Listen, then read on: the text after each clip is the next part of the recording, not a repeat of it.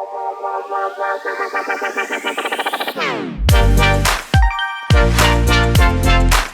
right, welcome back to Schlide Into Sports, live on 103.1 FM on WBLP Radio. I'm your host, Ryan Schleier, a.k.a. Schlide, and here we talk about sports stories that are happening in the sports world, talking about trickle-down effects, but today it is all about March Madness and bracketology because it's that time of year. It's mid-March, St. Paddy's Day week, and yeah, the madness, we're right on the edge of it. And joining me today is one of my former professors and one of the hosts of Crimson Cast, and also the associate dean in the media school, Dr. Galen Clavio. Galen, how's it been going today? Really glad to have you on. Thank you for coming on.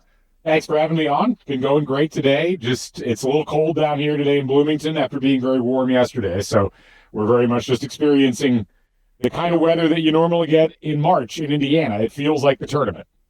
Yeah, it's the weather's telling us that it's the time of year, and all the conclusion of the conference championship games and the selection Sunday, it's just that it's that time of year. It's March. It's it's really every sports fan's favorite time of year, which is the quest of getting that perfect bracket and winning the sweepstakes for that. Yep, exactly. And that's always my favorite time of year, just because this tournament's been going for so long. There's so much lore around it, so it's great to see it back once again, and it's always a lot of fun. Yeah, and I'm like, this is one of the first things that really got me into sports too, just because it's an annual thing. And I mean, when I was younger, I didn't really have to have a lot of sports knowledge to fill out a bracket. You just kind of fill it out. And I mean, that's pretty evident with some of the people that come out with their brackets. Like, they'll be like, oh, I picked my favorite color, all the blue teams. I picked all the teams that had blue. Or they picked, like one of my teachers in elementary school, I went to Catholic school, and she would always pick, because we always did March Madness tournaments in our classes, and she was the librarian, and she would always pick the Catholic institutions, the Jesuit institutions. And I remember one year she had St. John's winning the entire thing. And this is before I knew St. John's was good back in the day. Right. And at that time they were, not good. This is pre-Rick Pitino. But I remember thinking, why is she picking St. John's? And then I just remember having a conversation with her about that. And she was like, oh, I want the Catholic institutions to win, or the Jesuit institutions to win. Yeah, I mean, everybody's got their own method, and some of them don't really make any sense. And yet sometimes you'll get random things that happen that'll make those things actually take place in the bracket. So it's the nice thing about March Madness is you don't have to know anything. And if making the bracket is fun, then you can do that any way you want. Winning the bracket's a different story altogether, but even the people that really know basketball struggle to do that every year because of how much uncertainty there is in terms of what happens when the teams actually play. Yeah. And a lot of that struggle seems to come in those early rounds. And just looking at the bracket right now, there's some pretty intriguing early matchups that really caught my eye. I mean, there was Kentucky Santa Clara, I think, could maybe be an interesting one, just because Santa Clara kind of had a little bit of they were playing really good basketball towards the end of the year, almost beat Gonzaga. Kentucky, hit or miss at times. Nice little 7-10 matchup there.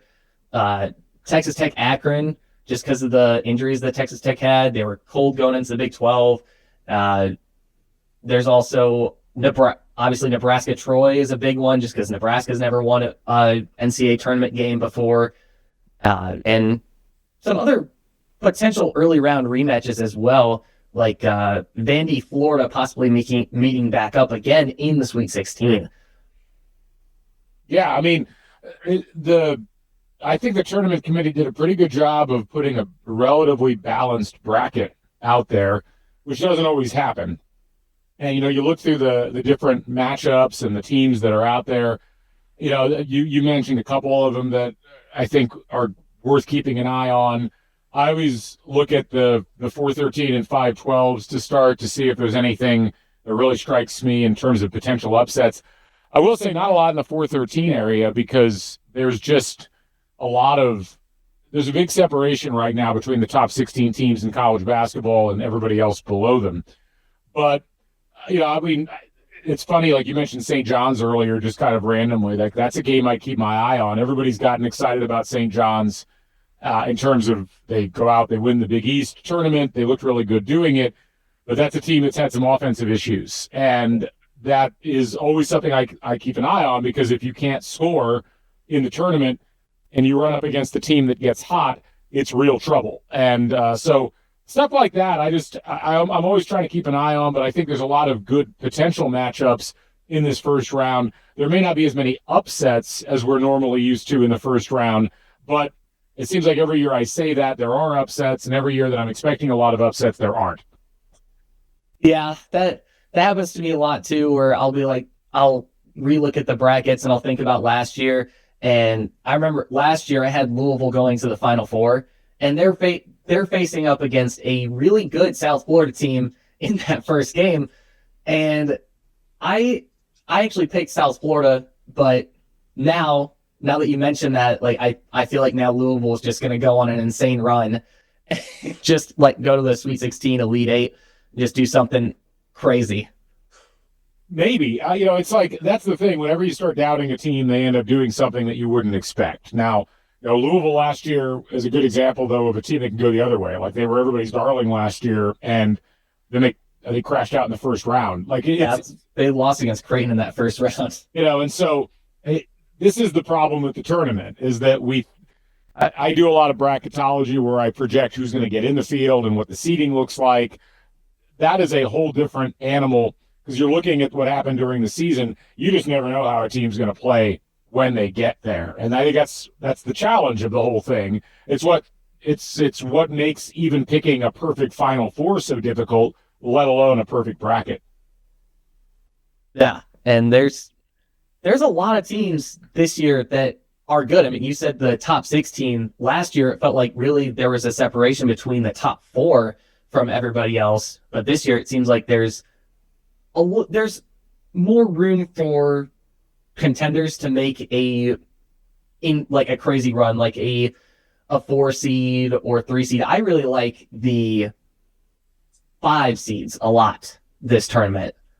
They pretty strong selection of 5 seeds. You got Vandy, you got St. John's. Wisconsin is one that I think could maybe make a run, and then Texas Tech. If Texas Tech had JT Toppin, I could see them making a run to the Final Four possibly, but those 5 seeds look really dangerous on these brackets. No, they definitely could be. They all do one thing well. This is where it's the difference between playing well in the first couple of rounds and getting to the Sweet 16 versus being able to win it all. You can, if you do one thing really well, you can win a couple of games and get to the second weekend. Like Vanderbilt's a great example of that. They're, I think, an underseeded team at 5 relative to their overall success on the season. That's a really elite offense that Vanderbilt's got as a 5 seed. So that's one where if I was the 4 seed in their region and I'm thinking, okay, great, I'm technically higher seeded. That's Nebraska. Nebraska, I'd be worried if I was Nebraska, because Nebraska, while they're pretty elite defensively, has trouble scoring. So that's kind of a clash in styles between those two teams. But yeah, look, again, I think the way that the tournament lays out, that's the matchups that are the most fascinating. And I think, even beyond the seeding, can you dig in and really get a sense of what each team's strengths and weaknesses are? And it's great because we have the data to do that now, whereas we, a long way. Like back when I was growing up, a lot of issues in terms of not really being able to figure out who was actually good. We had to go entirely off the seed. Yeah, and it always feels like there's more and more statistical points and data points that ESPN or CBS almost create when it's March Madness time. Like I remember, I think last year, it might have been 2 years ago, but they created some data points about how each individual seed does each year. Like saying like the 16 seeds are 2 and like 300 something in March Madness tournament games, or like 6 seeds commonly upset 11s or commonly beat 11 seeds, and trying to suggest that maybe that's not an upset that you should go for, or like 2 seeds not typically seen in the Final Four at least the past 5 years, or like just little data points like that. Yeah, and I think those are important things to keep in mind. Hold on one second here. Sorry, I had my phone started going off for no good reason. But the problem that you run into with that, I think, again, is like, and I've always disagreed. The analysis is interesting, and it's like a nice general strategy from a planning perspective, but you really have to look at the individual teams. And frankly, like a 6 seed by it, sometimes people will look at that and say, well, I have to find an 11 seed that will upset a 6 seed without actually looking at the matchups. Because we'll have years where no one will pick anybody, or no one will upset anybody out of those picks because it's just the wrong matchups for the wrong teams. But that's what, again, I think with the tournament, it's unpredictable in that you can look at trends 5 and 6 and 7 years, across, but the individual teams in an individual year may not actually match what set those things to happen up before. Yeah. And you mentioned, like, the upset's not always happening. I remember it was last year where everybody was saying that there's always 1 2 seed that gets upset by a 15 seed. And that was one that just didn't happen. No, none of the 2 seeds lost. Yeah. I mean, and again, I would always advise people who are going into this to really dig into the matchups. There's so many data points out there that you can look at. And yet with all of that, I also say, like, there's so much randomness in the mix because it's basketball, and basketball tends to have teams that by no means should losing games simply because they didn't shoot well that day, or they didn't have something go the way that it should have gone for them. I mean, I think, like, last year, one of the things you'll notice now is that the 16 seeds and the 15 seeds are just generally worse than they have been in the past. And part of that is because you have upsets in the conference tournaments, which means that, the best team in a conference might be the 200th best team in the country, but they're upset by the 290th best team in the country, and that's the team that gets the automatic bid. But there's also just completely inexplicable things. Purdue losing to Fairleigh Dickinson in the first round is in a 116 game. No one would have predicted that, even though it was technically possible for a 16 seed to beat a 1. Fairleigh Dickinson is arguably the worst 16 seed ever, and that was a really good Purdue team. So the idea that they would go in and lose that game, you would have never been able to predict it based on any data. It would entirely have just been a vibes pick. And so even if the data says one thing or another, you do have to rely on vibes every once in a while, because if basketball was just played on paper, we wouldn't even have to have the tournament. Yeah. And I mean, speaking of like vibes picks, like sometimes, at least in the case of Purdue, sometimes it can be a hate pick, and that's more, just because we're IU people. But I mean, I remember looking at that, and I picked Fairleigh Dickinson just because I'm like, oh, Purdue, I don't like them. So I just picked Fairleigh Dickinson, but that was one of the only crazy picks that I got right that year. Because that one was kind of vibes and hate. But this year I feel like there's some ones where you kind of have to go off of vibes just because of the disparities in the conferences. Because you were talking about like the 290th ranked team in the country stealing like the 209th team, like their spot in the country. And a lot of that is because of like strength of schedule, because of the conference that they're in, the out of conference play that they have. And that's part of the reason why Miami, Ohio was so controversial going into Selection Sunday, just because they lost in their, I believe it was the quarterfinals of the MAC tournament, where they just lost against a team, UMass, where they just matched up poorly. And now we have 2 MAC teams in the NCAA tournament. And Miami, Ohio, they're 0-0 in quad 1 wins. So we don't really know how Miami, Ohio could match up against like a Texas Tech or a Virginia or even really a St. Louis who's played a decent amount of quad one wins. It's, again, I think a lot of it's matchup based. I mean, the thing with Miami of Ohio is like the argument about whether or not they should make it into the field is a different argument from can they win a game or two in the field. And that's always the big thing. I mean, they did win all of those games this year, and they were lucky in many of them. But, look, Akron was technically a better team, and they beat Akron in the regular season. So it's not like they're incapable of pulling off an upset. And, they're playing in this first round. Obviously they're in the play-in game, which may be good for them because maybe it gives them a chance to get started with things a little bit faster. But when you're in the play-in game and you're matched up against, another team that just barely made it into the field, sometimes you can get going off of that. And I always remind people, I think was it 2021 or 2022, UCLA barely made it into the field. They were not a team that people took that seriously.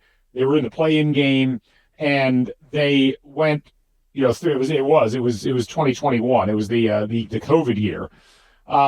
So they started off as a play-in game team, and then they beat BYU. They got a little lucky because they played a 14 seed in the next round, but then they played Michigan as the number 1 seed, and they beat them.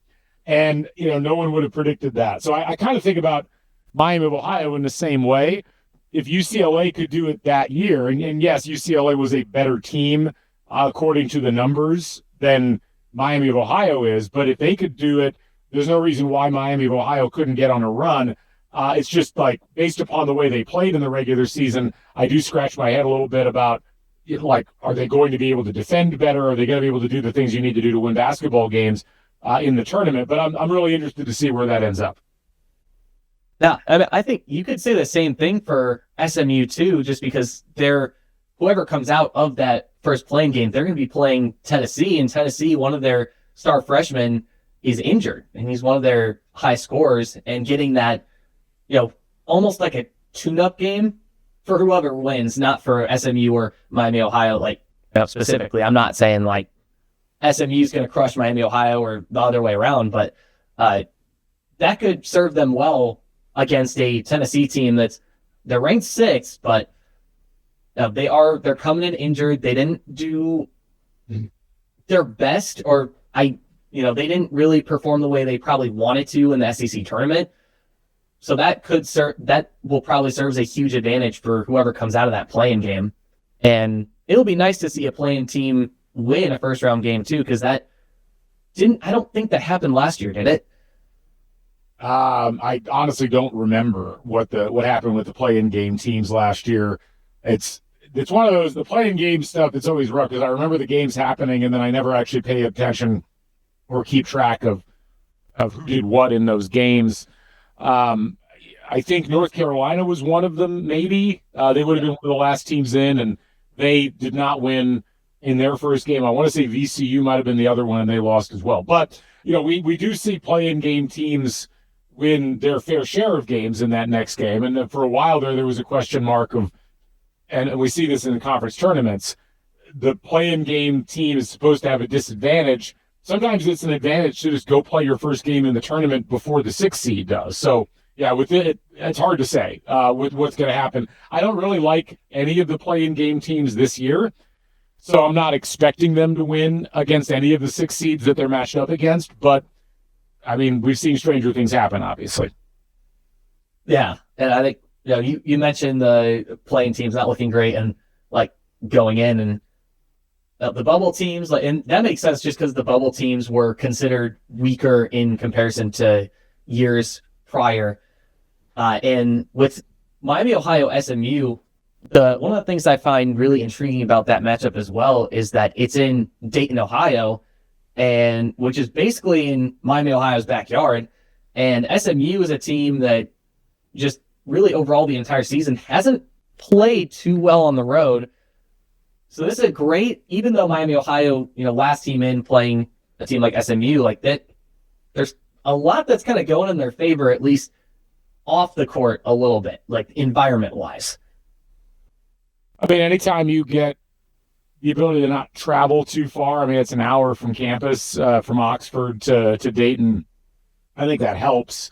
And that's a team that's got, I think, the added benefit of having a chip on their shoulder because of how everybody talked about them and the number of people who said that they didn't belong in the tournament. And I was one of those people. I am officially a hater. But that can fuel a team to refocus and be able to play really well in a game like this, and sometimes can elevate your game beyond what it would have been otherwise. And so that's what I'd be watching out for with them. Certainly when you add into that the fact they don't have to get on a plane, they could probably all drive to the game.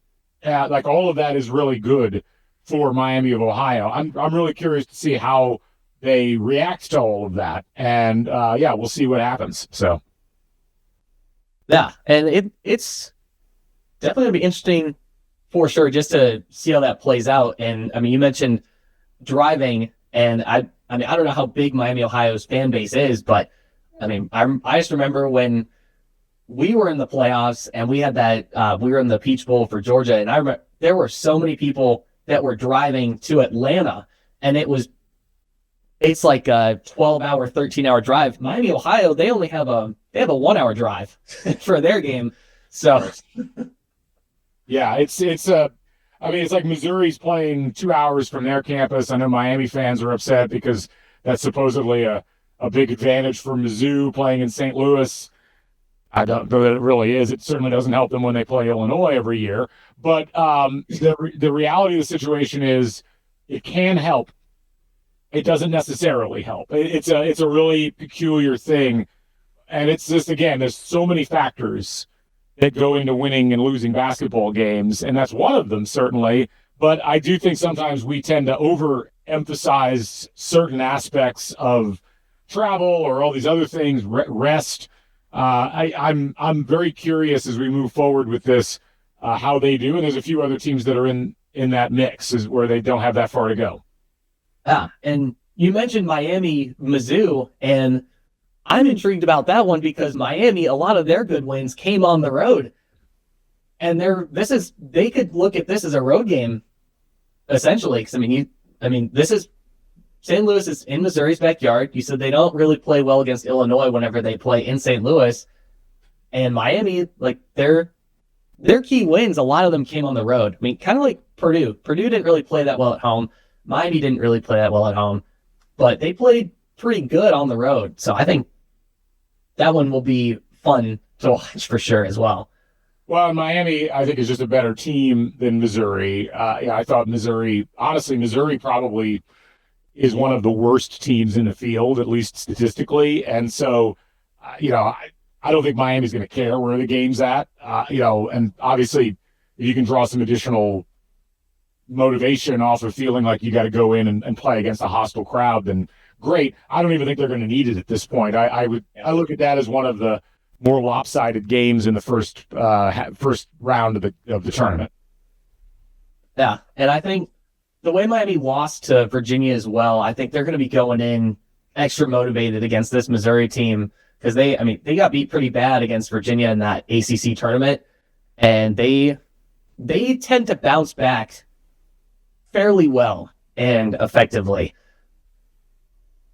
Yeah, I think for some of these teams, again, like I look at the Big Ten tournament, there were teams that lost games that you're just like, what happened there? And sometimes you brush it off and you just go back in and you play. It's not necessarily an indicator of anything other than, well, we either didn't care that much. I mean, Michigan State losing to UCLA, some people would look at that and say, oh, are the Spartans in trouble? Realistically, Tom Izzo has made a career out of not caring what happens in the Big Ten tournament. They've won it a couple times under his coaching, but they just don't care. Miami, this is where it gets interesting because Miami's got a brand new coach in Jay Lucas. They've got a brand new team that's never really played together for a full season and certainly not in a postseason. So that's where I do wonder, well, was that an indication of maybe some problem with the way they're going to address things in the tournament, or was that just they ran into a superior team? I think in this game it's not going to matter as much. I think they'll be able to match up really easily against Mizzou. I do wonder about a lot of these teams, not just Miami, their ability to play consistently well in a tournament setting without a whole lot of background amongst the players having played together. And particularly for them, because they're likely to go and play against Purdue in the second round, and Purdue has played together over the course of several tournaments. They are very much battle-tested in this environment. Yeah, and Purdue, they always trick me. Like, they're one of those teams that always tricks me that we were talking about earlier, where you pick them to do one thing and they do the exact opposite. Feels like I'll pick Purdue a lot of, like, especially when I, like, in the early times when I was picking brackets, like Purdue, I'd always have them going pretty decently far, and then they'd always choke way earlier than I thought they would. And I'd be like, the next year I'd be like, oh, Purdue chokes, they have a similar roster, and then they would go on a run. And this team just confuses me this year because, obviously, because, they lost a lot of their games at home, or the key ones at home, like Iowa State, Michigan, like those top tier matchups where they would have had that home field advantage. They had a pretty bad stretch going into the Big Ten tournament, finished at a 7 seed, lost the opportunity for that double or triple bye, and then they go and win the Big Ten tournament. So it's like I feel like they could easily fall back and choke like they always do, but at the same time, what they did in the Big Ten tournament, I can't take it for granted. It's like, No. Well, and look, the reality of the situation with Purdue is the reason why they struggle in the tournament is that they're so reliant on their offense, and this has been the case for this whole run that Painter's been on with them the last few years. If they run into a game where they aren't hitting shots, they're in trouble because they generally can't stop the opposition from scoring that easily. And so you end up with, you look at the upsets that Purdue has fallen victim to, not just Fairleigh Dickinson, but St. Peter's and Arkansas Little Rock and a couple of other schools that have given them scares. And it always comes back to when their offense seizes up, they don't necessarily have another gear to hit, and they can't rely on their defense to make plays for them. Now, the year they went to the national title game, those things weren't a problem, but they also had Zach Edey, who was at his apex. And so they don't really have that type of player this year. They're very reliant on Braden Smith to keep their offense going.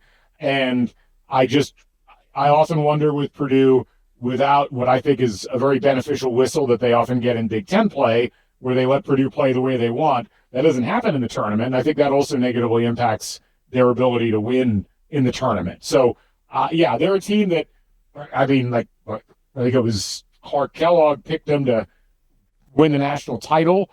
They might be able to, but I wouldn't trust them against Gonzaga or Arizona, who are the two teams that are kind of most closely seeded to them in that region.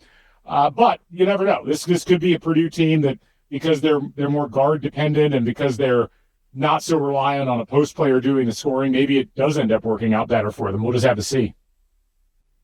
Yeah, that's part of the reason why I don't really have them going past the Sweet 16 Elite 8, just because Gonzaga, very physical team. I think they match up size-wise with Purdue fairly well, but Arizona is just, they don't shoot the best from the outside. They make the shots they need to, but on the inside and size-wise, they would crush Purdue inside the paint. They're just a much bigger team. I think they've got a little bit of a deeper roster than Purdue does. So I think that's, if Purdue was to get far, I feel like their ceiling seems like it's the Elite 8, but you never know. The problem with Arizona, and I think Arizona's great. I think if I had to pick a team that I would favor to win the title right now, it'd probably be Arizona. But the problem is Arizona relies on 3 freshmen to do a ton of contributions for them. Between Koa Pete, Braden Burries, and Karchenkov, those guys play a ton of minutes. They're very important to what Arizona does. And they've got other players that work well. It's one of those things where you look at Purdue's experience, but then you look at the way that Arizona plays and just how good their offense is and how well they shoot the ball and how well they rebound. Purdue's a team that can rebound with them because of their size. But I'm curious about how Arizona maneuvers through that top part of the bracket. I think they would give Purdue some significant trouble because most of what Purdue does well, Arizona does well as well. Yeah, and that top part of the bracket is, I don't think a lot of people are really talking about it all that much, partially because of the East region, because of how stacked it feels, having Ohio State, TCU, Duke, St. John's, Kansas, Louisville, and Michigan State, and UConn and UCLA all just kind of stacked up in that region. So it's very, like, a lot of the eyes feel like it's on the Eastern region. But that Western region, I mean, Villanova, they're not a slouch for sure. In Utah State, I think they might be a little underseeded for where they're at, but I don't typically trust Mountain West teams besides San Diego State in the tournament. But Wisconsin and Arkansas are two teams that could be very dangerous to a team like Arizona because both of them can score very quickly, especially from the outside. They both have elite guard play. Fortunately, they only have to play one of them, since one of them will beat the other quickly coming through there. But yeah, no, it's a potential challenge. I mean, look, none of these brackets are easy. There is something in each of them that you look at and you're like, okay, that could be a stumbling block. So much of it ends up coming back to this idea of how do any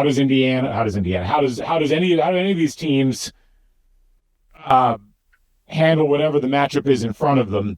And with the top seeds, what I'm always interested in is, can they get rolling and get past whoever's in that 8-9 game with them? Because if you can get to the second weekend, like, it's a whole different thing because you've got 5 days to scout instead of 2. You've got 5 days to put in game plans as opposed to having to scramble because you don't even know who you're going to play when you go into the game before. And that's where you'll sometimes see 1 seeds trip up or 2 seeds trip up, not because they're worse than the 7 or the 8 or the 9 that they're playing, but because it's a style of play they're just not used to playing and they don't have enough time to figure out how to combat it properly. And then I think that's where, like, sometimes you'll get 4 seeds or 5 seeds that can knock off 1s, but that's generally, I think, it's more likely to happen when there's a clearly underseeded 4 or 5 or an overseeded 1. I don't see a lot of that in the tournament this year. I actually think the 1 seeds are by far the strongest teams in the field. I wouldn't be shocked to see all 4 of them in the Final Four. Yeah, I wouldn't be shocked to see all 4 of them in the Final Four either. I think the only team or 2 of the teams that are a little concerning to me out of the 1 seeds, mainly because of injuries, is Duke. The 2 injuries that they have heading in, I saw them at the ACC championship game, but they were riding around in those scooters. I don't think they're going to be playing in their first game, which I wouldn't be worried if they're not playing in that game, because I think they showed it against Virginia that they can compete with anybody without those 2 guys, but at the same time, drawing Ohio State in that as that 8 seed or TCU as that 9 seed, 2 teams that are very hot going into this tournament, could be a very dangerous situation for Duke for all the reasons that you mentioned before. And then Michigan, Lendenborg getting that ankle injury, I don't know how severe it is, but it was iced up at the end of that game. Whether or not he plays, I think, is a big concern for Michigan, which leaves the door open for an Iowa State or Virginia down there at the bottom of that Midwest region to make it into that Final Four. Yeah, I mean, both of those teams, they've been the 2 best teams in the country all year, and obviously Michigan also lost LJ Kaysen to injury a few weeks ago. But these teams are really good for a reason, and they've shown a resilience and ability to not necessarily have to rely on a single player. And again, it's like, you're right, Iowa State could potentially challenge Michigan, but they got to get that far first. Yeah. And so, I always, even with injuries, like almost no teams go through a whole season and then a postseason unscathed by injury. And we tend to think, that's gonna knock that team down below whoever their opponent is, but it may just knock them down a little bit of a peg from where they were as a team, but they're still significantly better than the teams that they're playing against. And so I really feel like between the two, when I look at Duke, I just don't see I think their bracket has got some challenges in it, but I think that Kansas and St. John's are both teams that I don't trust in the postseason this year for different reasons. St. John's because of their offensive struggles, and Kansas because of the whole drama with Darren Peterson. Yeah. And then, you go to the bottom part of that bracket. I think UConn's a really interesting team, and I think that they could have been a 1 seed if things had broken a little bit differently. So I think of the two, I probably like Michigan's pathway slightly more in terms of being able to make it through even with the injuries. But again, the other thing you don't know about is are these teams out of gas internally? It's a lot to go through a whole season with 1 loss or 2 losses, and you can sometimes get to the end of that, as happened with Indiana in 2013, and you just don't have anything left in the tank. But you don't know that because there's no evidence that you can point to that says, okay, this team is done. Sometimes you don't know until they actually take the floor. Yeah, because if they win all the time, it's hard to tell if they're out of gas, or maybe the other team that they're playing matches up with them well, or maybe they're hitting their stride like when they happen to be playing that team. And there's just not really a lot of, or really any statistical data that we can use to say whether or not a team is out of gas until when and after they take the floor in that game. Yep, 100%. You summed it up very well there, I think. All right, we're going to take a quick little break. I've got a quick message from our sponsor, and then we're going to talk about some possible Cinderellas and if Cinderella is dead or not. This broadcast is brought to you by Authentic Impact, a Northwest Indiana executive coaching practice working with family businesses to ensure their legacy. When you started your business, you made a promise to do things differently, better than anyone else. Over time, as the business grows, that promise can get diluted or even lost. Penny Schleier at Authentic Impact helps family business owners reignite that promise, weaving it into team engagement, performance, and hiring, so your passion becomes the heartbeat of your company again. Learn more at authentic-impact-coaching.com. All right, so Cinderella. So there's a couple teams in here I kind of like maybe for a possible Cinderella run. I mentioned South Florida earlier as a team that I like at least going up against Louisville, but another team that I think maybe could make a Cinderella run is VCU, maybe to the Sweet 16. Yes. Do you have any Cinderella teams on your bracket yet, or no? Well, I never make a final bracket until I get to the really Wednesday, because I've always found it weird when we're filling out the forms, they never take the play-in game winner into account, and I like to see who wins the play-in games because oftentimes that could have an impact on who I end up picking. I think when I look at, I always try to start on the Cinderella front with who are the teams that are playing overseeded teams, and by that I mean what's the relative strength of a team that's in the bracket, and then who do they match up against? So you mentioned, it's funny you mentioned VCU. I don't really love VCU as a team, but I do like the fact that they're playing North Carolina, who is both, I think, overseeded based upon their power ranking numbers, but also had an injury that's going to pretty negatively impact them. So that is, but then I look at VCU. Illinois is exactly the wrong type of team for VCU to play. And assuming Illinois can get past Penn, I would assume that Illinois will make quick work of VCU. VCU just doesn't have, in my opinion, the type of setup. They don't play defense particularly well. And Illinois is the best offensive team in the country, according to some metrics. So when I'm looking at Cinderella-type teams, I'll take Akron right off the bat as one. They are playing a Texas Tech team that's favored by 7.5, but is obviously missing Toppin and had kind of an uneven end of the year. And then, Alabama's second leading scorer just got arrested this morning. Yeah. That Alabama team has been so hot and cold over the course of this season, and Akron plays so well, and John Gross is such a good coach at the MAC level. I could absolutely see Akron getting to the Sweet 16. So that would be one that I would look at. I'd also look at McNeese. I think Vanderbilt, as good as they looked in the conference tournament, is a relatively, it's a team that really just came together last year. They haven't been playing great defense lately. McNeese has a lot of key pieces that they've managed to have be really good this year. And, I tend to think they might end up playing Troy in the second round because, again, I'm worried about Nebraska's trend line and where they've been going here lately. If you wanted to look for potential Cinderellas in the lower seeds below that, again, I'm the one I would look at, and again, it kind of comes back to this idea of who's fresh in the tournament and where would that be a concern? Virginia, as well as they played this year, is a brand new roster that's really never played together before.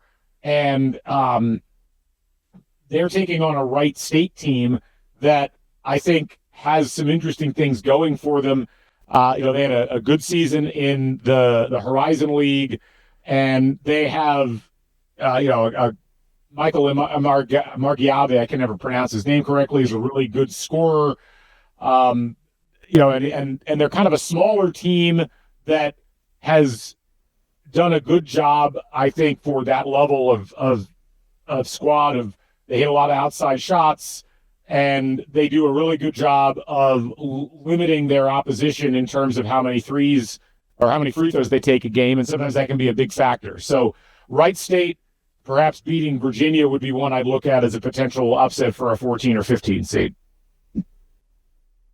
I mean, just looking at the 14 and 15 season, I mean, that Wright State Virginia one seems like the most favorable out of the other ones. The only other one that makes me nervous for 3-14 is Illinois Penn, and that's more. And this is probably recency bias just because of the way Penn played against Yale in that conference championship game.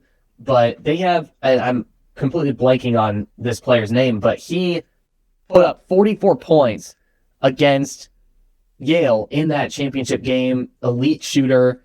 And I mean, we've seen weird stuff with the Ivy League schools before, like Arizona getting upset a few years ago against Princeton as I think that was a 2-15 seeding.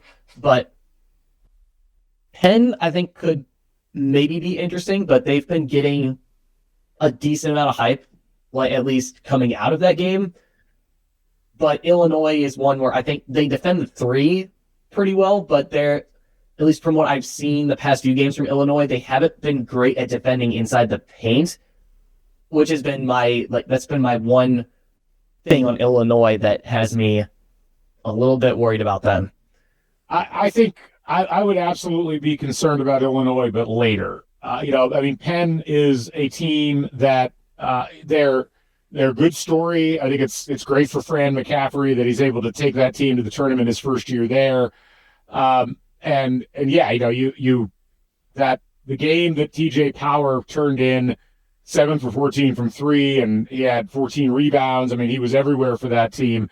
But when you look at TJ Power on the season, I'm sure like the height that Illinois will throw at Penn is like nothing they've seen in the Ivy League. I mean, TJ Power is 6'9", and that's impressive. But then when you look at Illinois, they've only got, Merkovich is 6'9", Ivisic is 7'1", the other Ivisic is 7'2".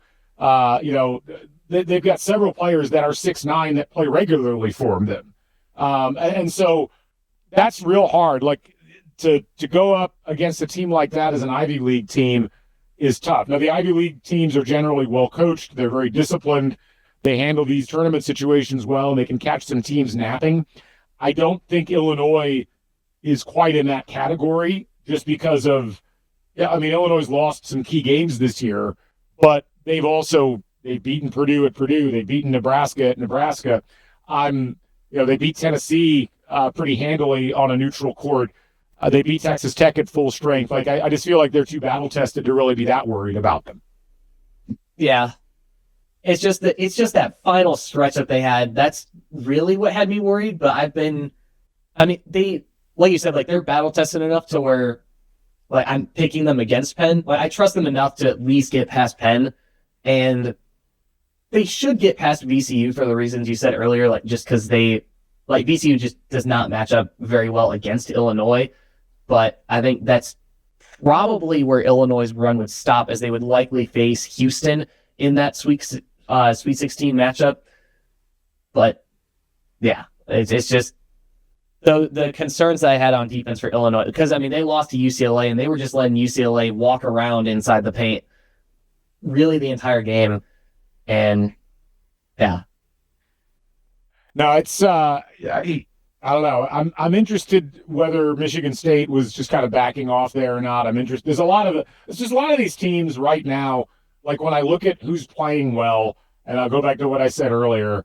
If I was looking for some mild upset potential, this might feel like it's off the board a little bit, but I'd keep an eye on Ohio State if they can beat TCU, matching up against Duke in the second round, because quietly Ohio State has played really well down the stretch here, and the reality is, like, Ohio State started the season poor. They played very well recently, and when you have a guy like Bruce Thornton, who is one of the most efficient scorers in basketball, shoots 40% from three, is a great assist man as well, like can really distribute the basketball.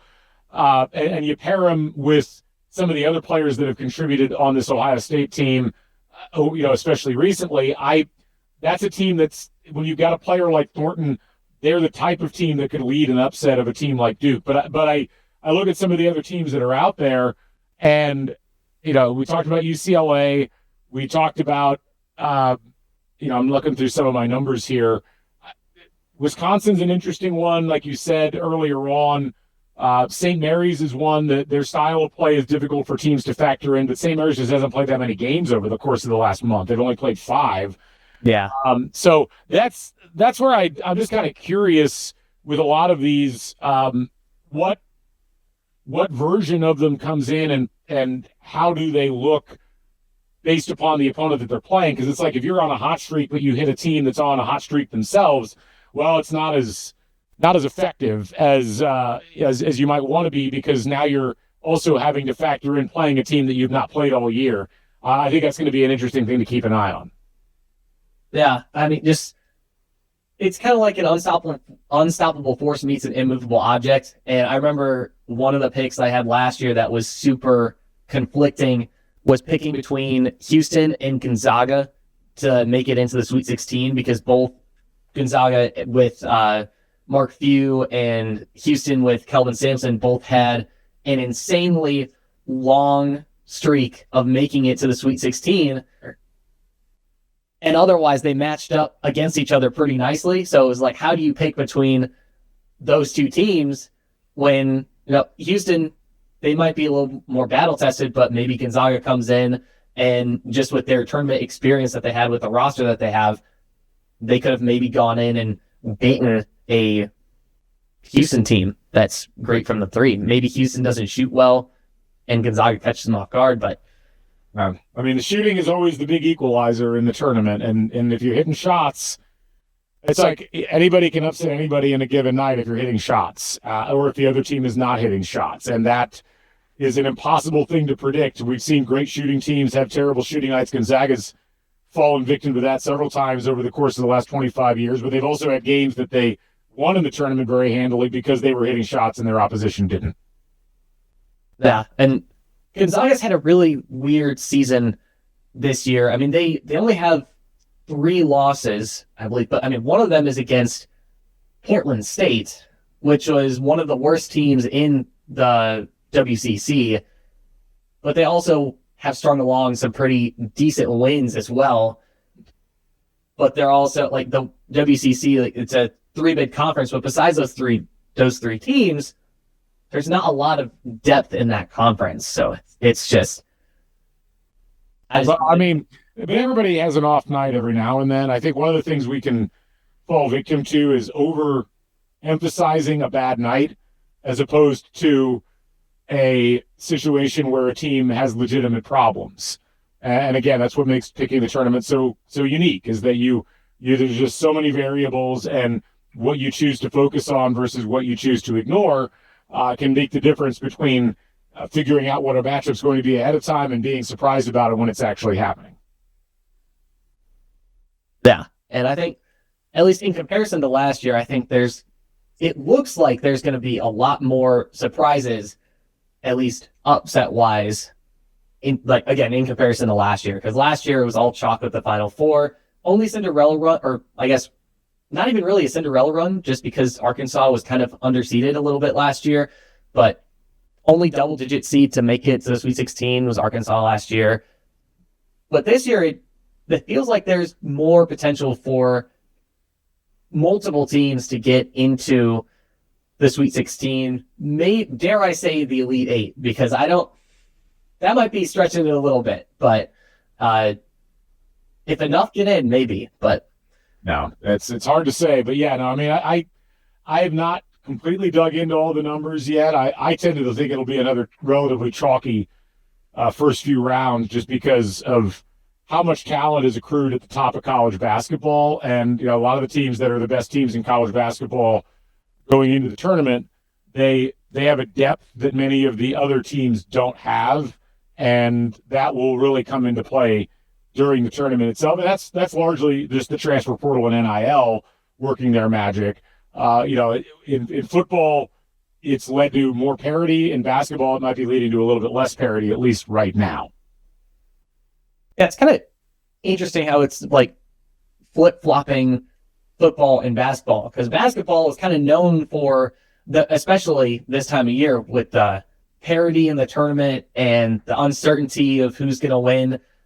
And in college football, it was never really like that. It was always the same 4 to 6 teams that were always making it into the college football playoffs when it was a 14 playoff. And every once in a while you'd see Notre Dame. Every once in a while you'd maybe see Florida State.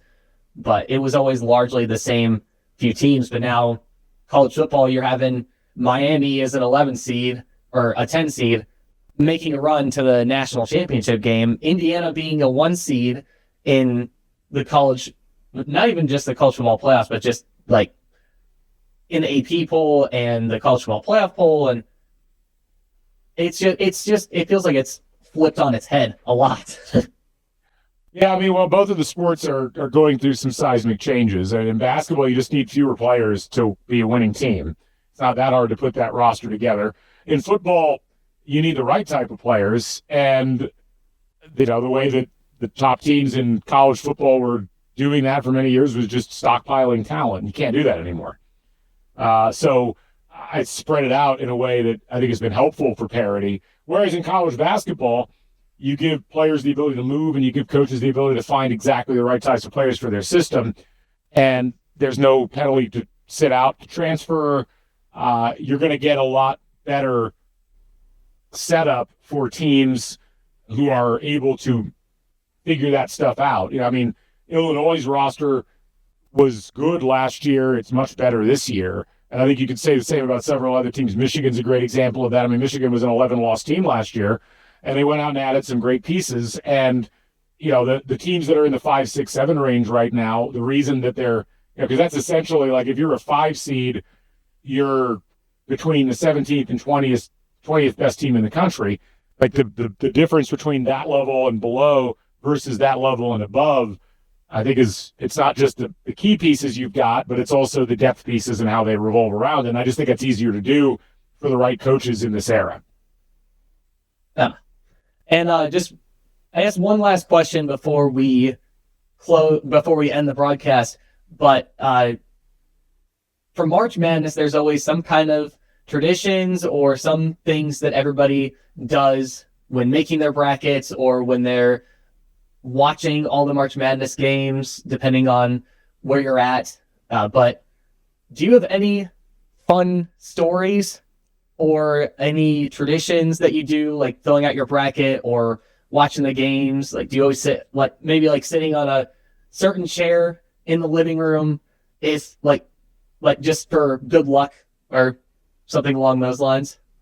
No, not for filling the bracket out. I mean, and my bracket filling out has changed over time. I almost exclusively, I just do a single bracket because what's the point in having a bunch of different brackets? I don't know what you're accomplishing by doing that. If you want to do it, that's fine. Some people are very adamant. I don't really care one way or the other. But for me, it's like I'm not going to fill out multiple brackets. My thing is always, I really try to go in and get at least some kind of an idea of how each team's season did, rather than just picking based upon gut instinct or just stats. I also, what I like to do is map all that out in like an Excel spreadsheet or a Google Doc, so that when I am getting ready to go into the games, I know which games I think are going to be close and which games I think are going to be fun, and I try to like build my days around that. So like I have less of a tradition with filling the brackets out and more of a tradition of watching the games. I have, like, when I was a kid, the house that we moved in when I was 11 years old, this is going to mean nothing to most of your audience, but like we had a big dish satellite, which back then meant that you could pick up all of the games, as opposed to like now you just get all the games on television. Like they're on a channel you can reach. It used to be that you'd only get one game at a time on CBS. So I was one of the rare kids who was able to sit at home and actually watch all of the games. And so like I would always take off school the Thursday and Friday when it was happening, because that was normally not spring break yet. And I would, sit at home with my dad and watch all the games. And I still do that. Unfortunately, or unfortunately, depending on how you want to look at it, spring break for my job as a professor always happens during the tournament. And so I always have it off, but instead of going and vacationing somewhere, I sit at home and I watch basketball for 12 solid hours on Thursday, 12 solid hours on Friday, so on and so forth. So that's my big tradition, and I've done it for decades now.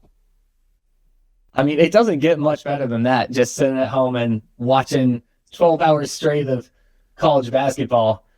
I mean, even with college football, like college football Saturdays, I would always be doing that during that time too, just sitting around watching all the games.